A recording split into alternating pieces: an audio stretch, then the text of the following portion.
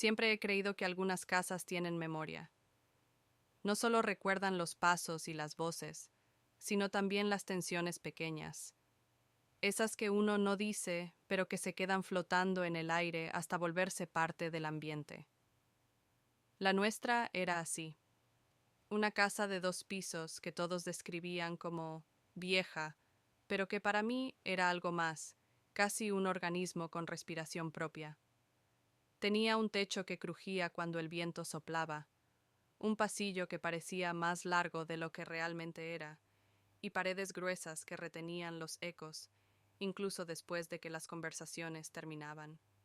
Siempre tuve la sensación de que nos observaba, no en un sentido fantasmal, sino como una presencia silenciosa que estaba atenta a lo que ocurría bajo su techo, como si supiera reconocer las tensiones que poco a poco se acumulaban. Esa casa llevaba nuestro apellido solo porque vivíamos dentro, pero su personalidad, su carácter y sus reglas venían de antes. Mucho antes no tenía dueño real. Era un animal viejo que toleraba nuestra presencia, pero que también exigía obediencia. Uno lo notaba cuando las luces parpadeaban durante una discusión fuerte, o cuando el piso vibraba apenas perceptible cada vez que alguien cruzaba el pasillo con rabia. Había momentos en que el aire se ponía tan denso que respirar costaba más. No sé si era imaginación o si la casa realmente reaccionaba. Y yo, Camila, viví mucho tiempo con la sensación de que ese lugar sabía demasiado de nosotros. Sabía cuándo discutíamos, cuándo alguien mentía, cuándo Mateo lloraba a escondidas. Era como si las paredes absorbieran cada emoción, cada palabra no dicha, cada miedo pequeño, pero jamás imaginé que también guardaría silencio cuando empezó a crecer algo oscuro dentro de mi propio hijo. O quizás sí lo sabía. Quizás la casa fue la primera en darse cuenta de lo que Mateo estaba empezando a convertirse y simplemente decidió no intervenir. Cuando Mateo era pequeño, era un niño tranquilo, sereno, dulce, callado. Podía pasar horas armando torres con bloques de colores. Si una torre se caía, él no lloraba ni se frustraba. Recogía las piezas y volvía a empezar con la misma precisión y calma de siempre. Yo pensaba que era paciencia, ahora creo que era cálculo. Recuerdo también cómo amaba las maquetas. Durante años, las tardes eran nuestro ritual, él cortando cartón, yo sosteniendo las piezas mientras él las pegaba, con una concentración que jamás vi en otro niño.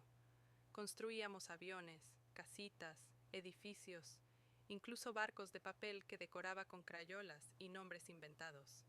Cada creación tenía un orden, una lógica que él nunca explicaba, pero que se veía en la forma en que acomodaba cada pieza. Pero todo eso cambió un día. No hay un calendario para el cambio. Uno no apunta en la agenda día en que mi hijo empezó a ser distinto. Uno se da cuenta después, cuando mira hacia atrás, y ve un camino lleno de señales que, en su momento, parecían insignificantes. Recuerdo que cuando cumplió 9, un día dejó los bloques. Al siguiente dejó las maquetas. Luego dejó de dibujar. Y entonces llegó Roblox. Al principio era una extensión de lo que ya hacía, pero en digital. Mundos coloreados, estructuras, terrenos, personajes. Sonreía cuando me mostraba sus creaciones, y yo pensaba que simplemente había encontrado otra manera de construir, pero poco a poco dejó de mostrarme cosas. Después dejó de hablar durante el juego, luego dejó de hablar, punto. Roblox se convirtió en su mundo, no solo un juego. Era su refugio, su identidad, su libertad, su vida, y ese mundo digital tenía una luz azul particular, suave pero penetrante, la misma que, con el tiempo, empezaría a ser la chispa de la guerra más absurda que pudo existir entre un niño de 13 años y una mujer de 75. Lourdes, mi suegra, era la dueña moral de la casa, no por papeles, no por herencias. Era porque conocía cada rincón, cada grieta, cada enchufe, cada fusible, cada sombra. Era como si ella y la casa fueran una sola cosa. Siempre caminaba despacio, como si midiera el peso de cada paso. Siempre hablaba fuerte, incluso cuando no era necesario, como si temiera que las paredes no escucharan. Para ella, la casa era sagrada. y tenía una regla. Nadie debía estar despierto después de medianoche usando electricidad. Nada de televisión, nada de celulares cargando, nada de computadores. Pero sobre todo, Mateo no debía jugar Roblox después de las 12, jamás, bajo ningún motivo. Sus razones cambiaban cada vez que se las preguntabas. A veces decía que el cableado era viejo y podía generar un incendio. Otras veces que la energía se desperdiciaba, que la luz de noche sale más cara, lo cual era mentira. A veces decía que las pantallas emitían vibración que alteraba la estructura de la casa. Una vez incluso dijo que el niño deja un rastro eléctrico que la casa no tolera. Esa frase la recuerdo porque Mateo la escuchó, y algo en él cambió ese día. Sus ojos se afilaron, no con miedo, con algo parecido al desprecio. Pero la razón real no era técnica ni lógica. Lourdes no soportaba perder autoridad, no soportaba que algo escapara de su control. Y Mateo era un territorio que ella no lograba dominar. Repetía siempre la misma frase, casi como un hechizo. Si ese muchacho sigue metido en ese jueguito de cubos a medianoche, yo bajo las palancas, yo las bajo. Yo soy la responsable de esta casa. Esa frase era un ritual, un anuncio de guerra. Mateo reaccionaba como si cada palabra fuera un golpe. Su mandíbula se tensaba, su cuello se endurecía, su respiración cambiaba. Yo pensaba que era rebeldía adolescente, pero después entendí que era algo más profundo. Era humillación, era impotencia, era que alguien tenía el poder de apagar su mundo, literalmente. La primera vez que Lourdes bajó las palancas, lo hizo a las 2 de la mañana. Escuchó un sonido, un suspiro electrónico, un pequeño clic, o eso dijo. Caminó por el pasillo con pasos cortos y secos. Yo estaba despierta, como de costumbre, porque en esa casa dormir era un acto de fe. Desde el pasillo, vio la luz azul filtrarse por debajo de la puerta de Mateo. Abrió los ojos como si hubiera descubierto una bomba activada. No dijo nada. No gritó. No tocó la puerta.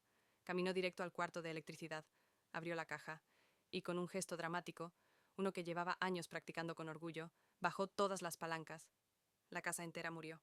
La nevera, la televisión, los ventiladores, el cargador de mi celular, todo. Y por supuesto, la luz azul bajo la puerta de Mateo corría hacia su cuarto. Lo encontré de pie, en medio de la habitación. No estaba sorprendido, no estaba confundido, estaba furioso, pero no una furia explosiva de niño, era una furia fría. Una que no hacía ruido, pero quemaba. No gritó ni dijo nada. Solo se sentó en la cama, respirando despacio, mirando fijamente hacia adelante, como si tomara nota de algo, como si aprendiera una lección. Yo lo abracé, o traté. Él estaba duro, imposible de leer. Ese día debí hablar con él. Debí insistir, preguntarle qué sentía, pero no lo hice. Esa no fue la única vez. Lourdes empezó a levantarse todas las noches, sin falta, a revisar el pasillo. Si veía un rastro mínimo de luz, bajaba las palancas. Mateo comenzó a usar trucos para esconder su juego. Bajaba el brillo al máximo, ponía una manta sobre la pantalla, encendía el PC dentro del closet, jugaba sin sonido, sin mouse iluminado. Había noches en que yo entraba a su cuarto y lo encontraba sudando, con los ojos irritados, la espalda encorvada y una expresión fija de concentración casi dolorosa, pero Lourdes siempre encontraba una forma de saberlo. A veces decía que la casa le avisaba, que ella sentía cuando el niño estaba despierto, que los cables se calentaban o que el ambiente cambiaba. En circunstancias normales, uno pensaría que estaba exagerando, pero con Lourdes nunca se sabía, y Mateo empezó a creerle, a creer que ella tenía un poder real sobre él, sobre su vida, sobre su libertad. Y eso lo quebró por dentro. Una noche, escuché un llanto ahogado. Me acerqué a la puerta de su cuarto. No quise entrar. Me quedé escuchando. Lloraba con rabia, con frustración, con una desesperación que no era infantil. Lo escuché decir algo, en susurros entrecortados. Ella no manda en mis mundos, no manda en mis mundos. Yo decido, yo decido. Y luego, ella no va a apagarme más. No va a apagarme.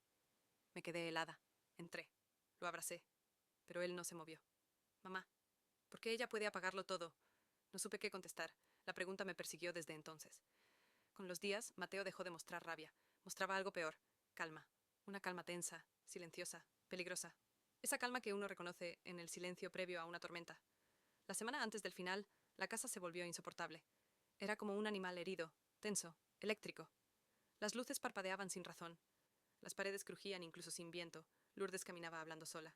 Revisaba enchufes, tocaba cables, inspeccionaba las esquinas. Decía que había algo extraño en el ambiente, que la casa estaba inquieta, que ese niño, estaba trayendo una energía rara, que antes no era así.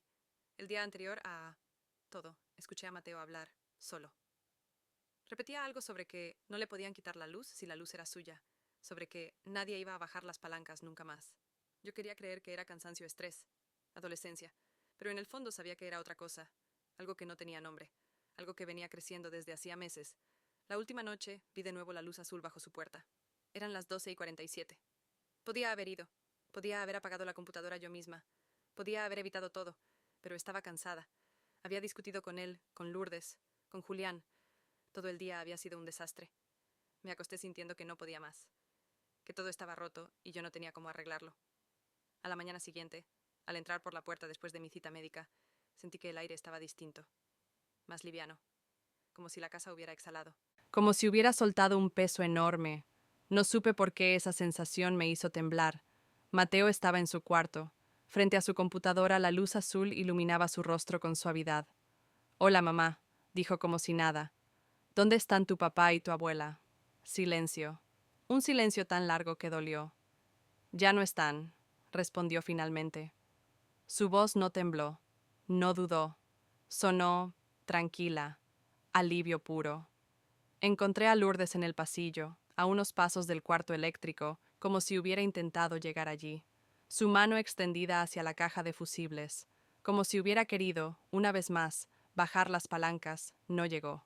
A Julián lo hallaron junto a su moto, en la calle, como si hubiera intentado huir de algo, como si supiera que algo estaba a punto de estallar y hubiera salido sin mirar atrás. Todo fue simultáneo. Perfecto. Coordinado. Demasiado preciso para ser casualidad, demasiado silencioso para ser accidente. Esa noche hablé con Mateo. Le pregunté cosas que nadie debería preguntarle a un hijo. Él no respondió, pero su silencio lo dijo todo. Lo vi en sus ojos, esa mezcla de alivio y satisfacción que me rompió por dentro, como si finalmente hubiera ganado la guerra, como si nadie, nunca más, pudiera apagar su mundo, como si al fin él tuviera el control del interruptor que siempre estuvo en manos de otros. Ahora lo visito donde está.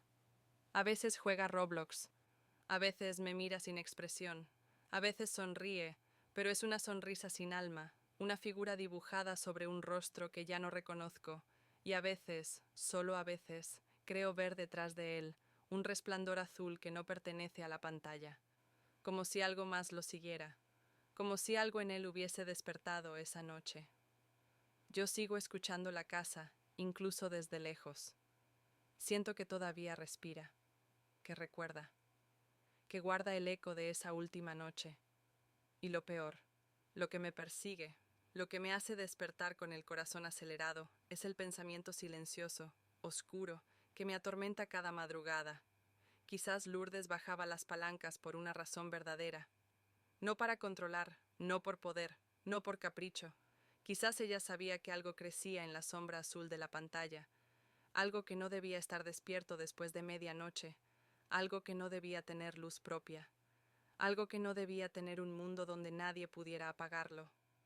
Quizás la casa lo sintió primero, pero Mateo fue más rápido, más silencioso, más decidido. Y ahora, cada vez que una luz azul se refleja en una ventana, juro que lo veo sonreír, como si todavía tuviera un interruptor en la mano, como si nunca hubiese dejado de jugar, como si hubiera aprendido a controlar no solo su mundo digital, sino también el nuestro.